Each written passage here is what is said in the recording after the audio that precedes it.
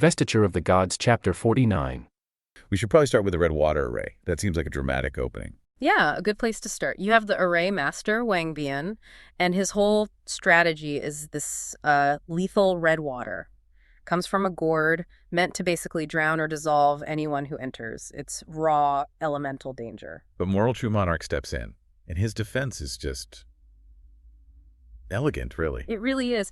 The source describes him floating on a single lotus petal, like a little boat totally untouched by this corrosive water all around him. Leaf lotus boat, yeah. And then there's the cloud. Right, the Kinyun, the auspicious cloud, appears above his head. That's like the signature of a really high-level immortal. It means no water, no impurity can even touch his body.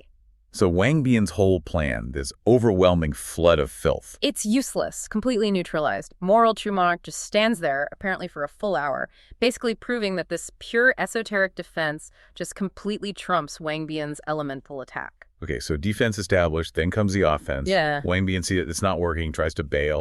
Tries to run for it. But Moral True Monarch pulls out the big gun, the 5-fire 7-feathered fan, the Woohoo Kikin Shan. And this isn't just some fan, right? The description is wild. No, it's like cosmic power condensed into an artifact. It's built for instant, total destruction. The sources list the components. Yeah, the 5 fire, sky fire, stone fire, wood fire, human fire, Yeah. and samadhi fire.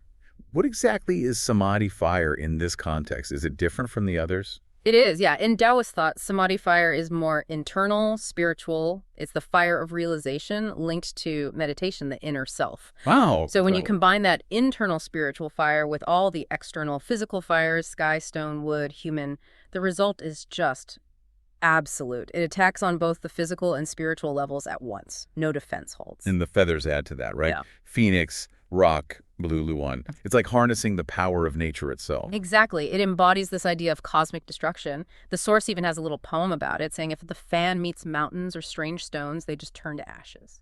So Moral True Monarch just waves it. One wave, that's all it takes. Wang Bian, described as having a divine immortal body, is instantly just poof.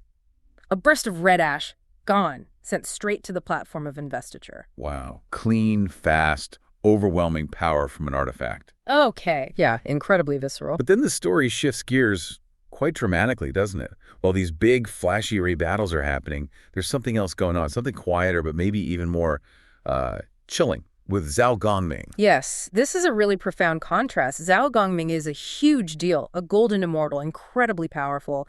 The text lists his abilities: 5-element evasion, overturning seas and moving mountains, basically a top-tier powerhouse. Yet he's been targeted by this ritual, the Nailhead 7 Arrows book, performed over 20 days. Right, and the source really emphasizes the pathos. He's just lying in the Shan camp, helpless.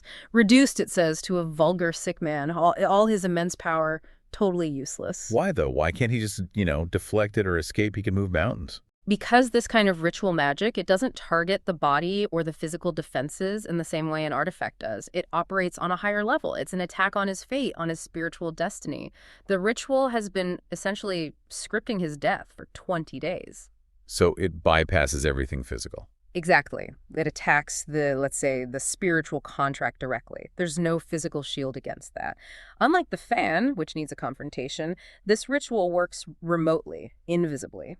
And that must be terrifying. The source mentions him telling Wen Tai-shi, his friend, that he knows he'll die the next day at noon. That waiting. That's the core of it. It's not the quick blast of the fan. It's the slow, certain knowledge that your end has been written literally on a straw effigy somewhere else, and you can't stop it. So the final act arrives.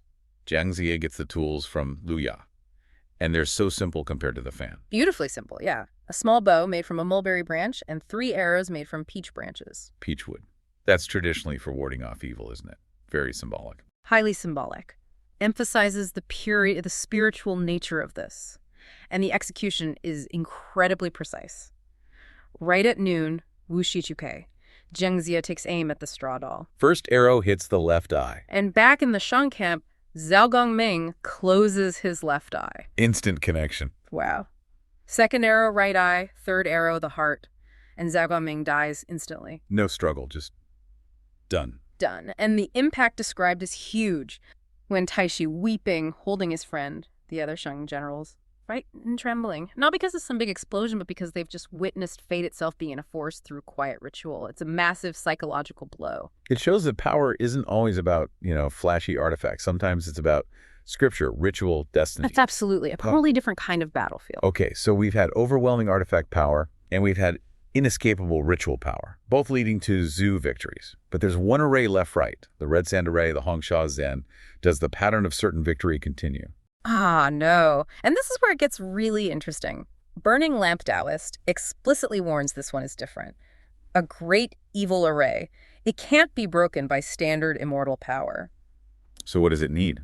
It needs specifically a person of fortune, a Fu-Ren. Burning Lamp says if anyone else tries, there will be great loss. This shifts everything away from magical skill towards, well, destiny or luck. A person of fortune. Yeah. And they decide that person is the Martial King himself. Wu Wan. Yes, which is, a massive gamble. The king is respected, benevolent, the legitimate leader, but the sources are clear he's not adept at military matters. He's not a fighter. His power is his mandate, his fortune, not his combat prowess. Exactly. So they try to basically armor him in his own destiny. Burning Lamp Taoist performs extensive preparations, talismans, seals Fu Yin placed on his chest, front and back, another talisman tucked into his coiled dragon crown, maximum magical protection for a non-combatant. Like magical insurance based on his status. Trying to weaponize his good fortune, essentially. But it doesn't quite work out. The martial king enters, flanked by Zhao and Lei Zhenzi, real powerhouses. They meet the array master, Zhao. Who sounds pretty intimidating himself. Frozen green face, red beard. Uh-huh. And Zhao doesn't hesitate. He just throws the red sand. And it hits the king, despite the talismans. Hits him right in the chest. But the source notes something crucial first. It says the king is trembling with fright. Ah, the fear comes first. Yes, that seems to be the key detail. Before the sand even fully connects or its magic works, his own terror seems to break the protection. He falls, horse and all, right into a pit. So the talismans, the fortune, none of it mattered because he was terrified. It seems that way. The internal state, the fear, undermine the external protection. And it gets worse. Zhao and Lei Zhenzi, his powerful escorts, they try to intervene, to fly up. Yeah. They get hit by more red sand and knocked down into the pit with the king. Just like that, the final array succeeds. The leader is captured. Zhang Ziya and Ran Ding, who you might know as the Burning Lamp Taoist, they're staring down the Red Sand Array, the Hongsha Zen. This thing is presented as like a major existential threat to their whole campaign. Absolutely. And the way it's described visually in the text, it immediately flags the danger. It's not just walls and soldiers. There's this dark black mist described as surging upward from inside the array. That's not just battlefield smoke. It's depicted as toxic magical energy, definitely sinister. And the Zhou leadership is already caught inside it. King Wu himself, Wu Wang, and key warriors like Lei Zhenzi and Neza, they're all trapped. You'd think this would be total panic time for the Zhou forces. You would, yeah. But this is where you get that crucial insight, the thing that really separates the mortals from the true immortals. Randeng gives Ziya this prediction, and it's incredibly specific. He says the whole mess will be sorted out in exactly 100 days. 100 days on the dot. Which seems weirdly bureaucratic, like less of a mystical prediction and more of a schedule. Exactly. It's jarring. And Ziya, quite naturally, is freaking out a bit. He's worried about King Wu, who's always called this benevolent and virtuous ruler, just suffering for 3 months straight. Yeah, why is it so precise? If heaven's got his back, if he's destined to rule anyway, why the arbitrary 100 days of suffering? It feels punitive. That's really the philosophical nut here. Randeng tries to calm him down by pointing to the ultimate rule. Heaven's mandate is fixed. Tiji Hu. The 100 days, it isn't arbitrary in their view. It's like the required processing time, celestially speaking, for this particular trial. King Wu is described as having immense good fortune A, which guarantees his safety. So the array, it can hold him, yes, but it can't actually change his ultimate fate. Its power has limits. Okay, so it's strong enough to trap the king, but not strong enough to, actually harm him permanently. Precisely. Though the sources make it clear it's not pleasant. Zhang Tianjun, the guy running the array, he's doing his job every day, sprinkling this red sand on King Wu, and the feeling is described as CI like blades raining down on him. It sounds awful. Ouch. Yeah, but Randeng reassures Ziya that King Wu is protected by these special talismans. So it's agonizing, yes, but ultimately he's safe. It's a confinement, not a death sentence. It actually kind of proves the power of destiny. He has to go through it, but fate acts like a shield. Fascinating. So While King Wu is basically safe in Destiny's waiting room, ticking off those 100 days, the real unpredictable danger wasn't the array itself. It was someone showing up with bad news. The ultimate pot stirrer, Shen Gongbao. Right, and the scene shifts dramatically. Shen Gongbai travels to Sanjian Island, 3 immortal isles. This is the home base of the 3 sisters, Yongxiao, Conxiao, and Bixiao. And you really have to picture this place. The sources describe it with pine and cypress trees, swirling smoke. It's explicitly called better than famous spots like Penglai or Lengwen, a pure spiritual serenity. A paradise, which makes the news even more brutal when it lands. Exactly. Shen Gongbao drops the bombshell. Their brother, Zhao Gongming, is dead, and not killed honorably in a fair fight. He says Jiang Sheng took him out using this really dark magic, the Nailhead Seven Eras book back at Mount Qishan. It's presented as like spiritual assassination. Wow. How do the sisters react? Immediately, pure grief. Qin Xiao and Bixiao just break down, crying bitterly. But Shen Gongbao, he's not just a messenger, he's an instigator, a master manipulator. What does he do? He doesn't just report the death, he twists the knife. He emphasizes Zhao Gongming's final regret that he didn't listen to Yongxiao, the eldest sister, and that's why he fell into the trap. Oh, that's low, pitting them against each other almost. And then he presents the relics. This is the masterstroke. Zhao Gongming apparently left his Taoist robes, his silk sash, and his most famous weapon, the golden dragon scissors, for them. The golden dragon scissors. That's like his signature item, isn't it? It is. It's a symbol of his immense power. And now it's a symbol of his defeat. By handing these over, Shen Gongbao isn't just confirming the death, he's deliberately framing it to maximize their rage. He literally calls it cut-to-the-bone hatred. He wants revenge, not just mourning. Seeing those items, the robes, the scissors, that must have just solidified everything, made it incredibly real and visceral. Absolutely. It's like seeing a fallen general's standard. And that emotional gut punch, that's what really sets up the tragedy here, the conflict among the sisters themselves. Right, because they don't all react the same way. Not at all. You get this immediate split. Yongxiao, the eldest, she's trying to stick to the rules, their master's spiritual laws, but Qianxiao and Bixiao, they're just consumed by this raw need for payback. Okay, so what's Yunxiao's argument? Why isn't she jumping straight into the revenge plot with them? She's the voice of, well, painful discipline, maybe. She reminds them their master explicitly forbade them from going down the mountain, from getting involved in this mortal war. She says flat out, if they break that rule, their names will end up on the Investiture of the Gods list. Xiu. That's the big threat. For her, Zhao Gongming's death, however tragic, was part of a larger plan. His fate was sealed. Quashi. We keep hearing about this investiture list. Can you remind us, what does being on that list actually mean for an immortal being like them? It's not just dying, right? Yeah. It's worse. Oh, much worse from their perspective. It's the ultimate spiritual downgrade. You lose your independent immortality, your freedom. You're basically conscripted, forcibly reborn into the new heavenly bureaucracy that's being set up. You become a cog in the celestial machine, a sort of divine civil servant. You lose your agency, tied forever to the new order. That's the future Yongxiao is desperately trying to avoid for all of them. Okay, yeah, that's a heavy consequence. But Qinxiao and Bixiao, they just brush it off. Instantly. They flat out declare they're going for vengeance. They'll get their brother's body back. Consequences be damned, even if it means landing right on that list. And they just leave. Immediately. It's described quite dramatically. Qinxiao rides off on a goose or a swan R. Bixiao takes off on a feathered bird, a no. They are absolutely driven by raging anger. All that spiritual training, all that wisdom, just out the window in that moment. Which puts Yongxiao in a terrible position. Exactly. She knows they're likely to use their most powerful artifact, the primordial golden dipper Qinsha, and she's terrified of what that could mean. Why? What does the Golden Dipper do that's so dangerous? It's not just a weapon. It's described as being able to fundamentally alter human destiny or fortune. Basically, reality itself on some level. If they use it recklessly, in anger, they could wipe out the entire Zhu army, yes, but they could also completely destabilize the very celestial order that Ran Deng just said was fixed and guaranteed King Wu's safety. It could break everything. Oh, wow. So her going after them isn't really about joining the revenge plot. Not initially, no. It's damage control. She gets on her own mount, a blue phoenix, and follows them. The text says she decides to take charge and act cautiously. Ooh, cautiously! She's desperately trying to manage the disaster her sisters are about to unleash. And they pick up followers quickly too, right? Yeah, two other female immortals, Hanzi Xin and Kain Shanzi, they join up almost immediately. They all travel using spiritual light straight to the Zhu camp at the western foothills, Xiqi. So now you have 5 incredibly powerful, grieving, and very angry goddesses showing up at the Shang military headquarters. It's a game changer. It signals the divine aspect of this war is about to escalate massively. Okay, so they arrive at Wen Taishi's camp. What's the first thing they do? It starts with mourning.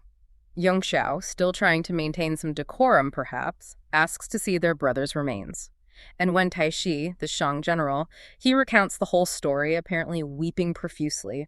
The source uses the image tears like pearls, which really emphasizes the respect Zhao Gongming commanded, even among mortals. Does he explain how it happened? He does. He lays out the whole chain of misfortune, almost like he's building a case for their anger. First, Zhao Gongming lost his sea-calming pearls. Then he borrowed the golden dragon scissors. Then the scissors cut Randang's deer mount.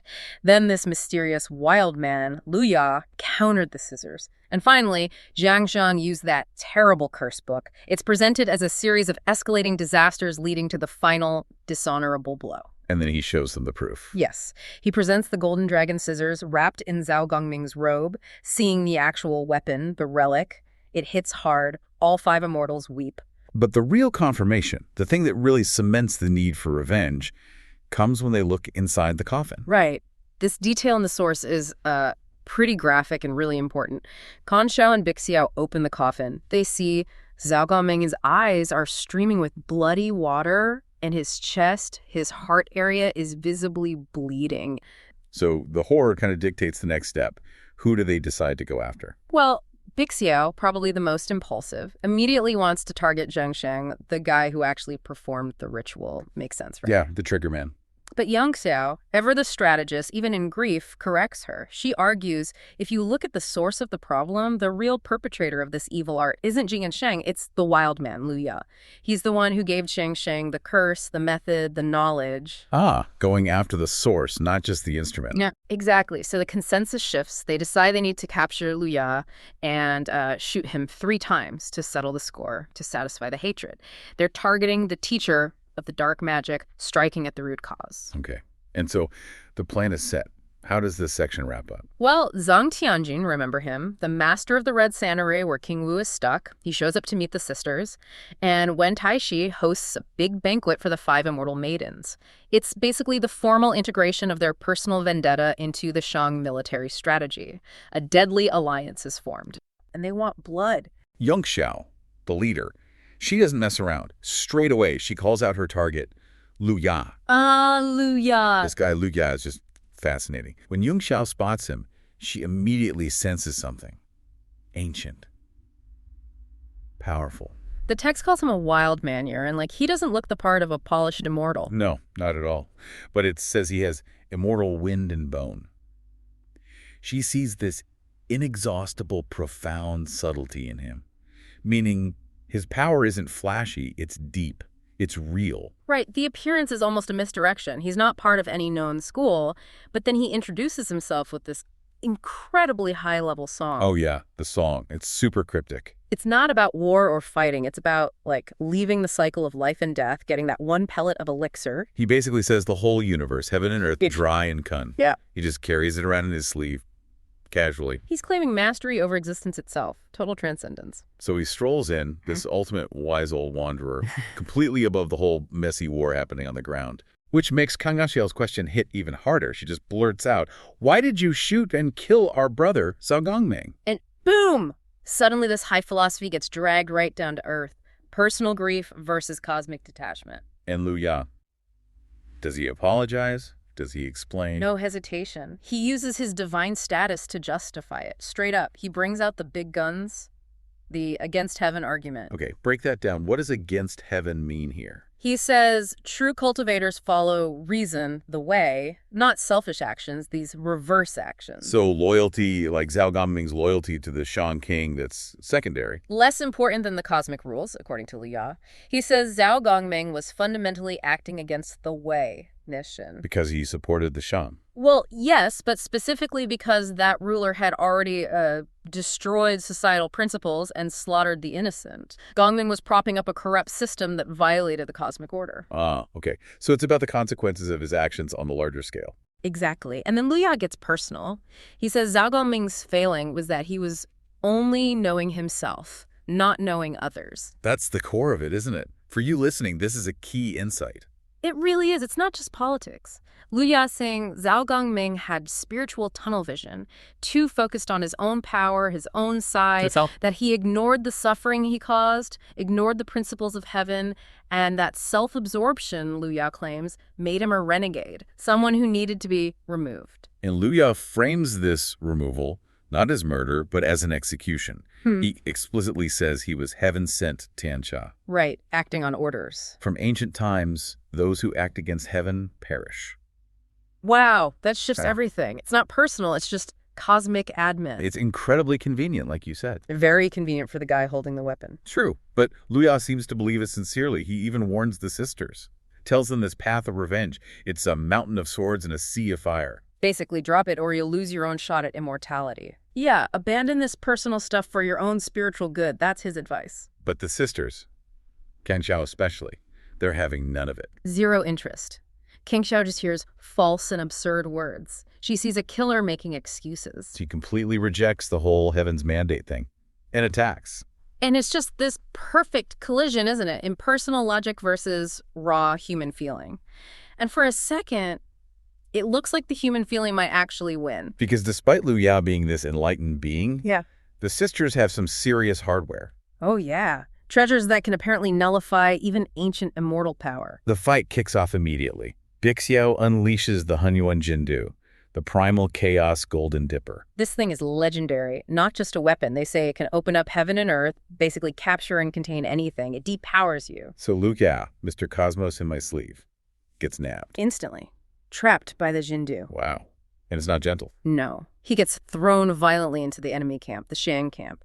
The text says the force leaves him dizzy, Hunghun Momo, totally disoriented. So they actually did it. They took down this transcendent being, made him vulnerable. It's kind of shocking. And their revenge plan, it's swift and poetically cruel. What do they do? They tie him to a flagstaff, seal his main energy point, the Niwan Gong, with a talisman, and order 500 archers to shoot him. Just like they did to Zhao Gongming. An eye for eye, arrow for arrow. Exactly, a direct, painful mirror. So 500 arrows fly. Yeah. This has got to be the end for Lu Ya, right? Even bound and weakened. You'd think so. This is where Lu Ya backs up his heaven-sent claim. You have all this physical force, these arrows. Yeah. The moment they touch his body, poof, they turn instantly to ash. Dust, the shafts, the tips, everything. Humo. Whoa. Zhao. Neutralized. Completely. Imagine seeing that when Taishi, the Shang commander, the soldiers, they're horrified. Because it proves he's not just an immortal, he's protected by something way beyond their weapons, maybe beyond the sisters' artifacts too. Right. Physical harm, it just doesn't touch him. But the sisters, they don't give up easily. Not at all. Even after that display, Yang Xiao gets ready to use their other major weapon, the Jinjiao Jingyu, the golden dragon scissors. Oh, those sound bad. Yeah, they fly through the air, turn into these two golden dragons, and just snap shut. Irresistible force. So does Lu Ya face the dragons? Nope. He's proven his point about physical immunity. Now he proves immunity to magical binding. He just yells, "I leave!" and transforms into a long rainbow. Chonghong, just pure light, dematerializes, gone. He didn't break the bonds. He just wasn't in them anymore. Exactly. He ceased to exist within their constraints. His power operated on a level above the binding power of the artifact. It's this profound, mysterious kind of magic. Dashu Jinki. Wow, he literally just left the conversation. Yeah. And the camp. And that escape basically confirms his whole philosophical point, doesn't it? Personal power, revenge.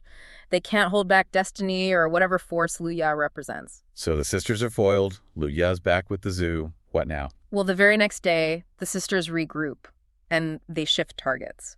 From the mysterious Lu Jia to the guy who actually did the deed. To the commander who used the magic, Jiang Zia. Or Zia. Okay, Brent too. This time it's a bit more formal. Yang Xiao approaches, riding her beautiful King Luan, this blue Luan bird. She looks the part, total dignity, immense power. The text mentions she's achieved true immortality, cast off the 6 gases and 3 corpses. So she's not someone you'd want to mess with. Definitely not. She stands before Zia, who's on his weird Cebu Xiang mount. Yeah, the four not alike. And she lays it out again. You, Zia, use that dark magic, the Ding Tu Ki Jian Shu, the Seven Arrows book, to kill our brother. She warns him too, right? Like, we're important people. Mm-hmm. She says even someone powerful like Randing wouldn't dare disrespect them. Basically, who do you think you are, murdering our brother and expecting to get away with it? So how does Zia, the mortal leader here, respond? Does he try a different angle? Nope. He echoes Lu Ya almost exactly. That same cold, cosmic logic. He denies seeking trouble, says Zhao Gongming brought it upon himself. Again, blaming the victim, basically. He frames it as inevitability. He invokes Tianshu Heaven's mandate, destiny, says it was unavoidable. Zhao Gongming disobeyed his own teacher, came to Shiki. He was essentially self-seeking death. So Zia is saying, don't blame me, the guy who did the ritual. Blame the universe. Blame Zhao Gongming himself. Pretty much. He takes the responsibility off his own shoulders and puts it onto the system, onto the way. It's the same defense Lu Ya used. But coming from Zia, maybe it sounds a bit more like a political excuse, less like pure divine truth. It certainly feels different coming from the guy who actually performed the deadly spell. I didn't kill him, destiny did. Yeah, I doubt the distinction matters much to the sisters at this point. You got it. The second Zia trots out the Heaven's Mandate line. Qin Shao explodes again. Still furious. Dismisses it as just clever words masking murder. And she doesn't wait. Charges him directly, sword drawn. As much for diplomacy. Instantly over. It's a melee. Zia's disciples jump in Huang Tanhua on his jade Kirin with silver hammers. And Yang Jian. Yang Jin, with his spear, they rush to protect their commander. But the sisters are ready for a fight this time. Oh, yeah. And the danger is immediate. The chapter leaves us right on the edge, with Kaiyun Xianzi about to zap Huang Tianhua with her Lumuzu, the eye-piercing pearl. Yikes. So it goes from philosophy to deadly combat, just like that. High stakes, life, death, immortality on the line.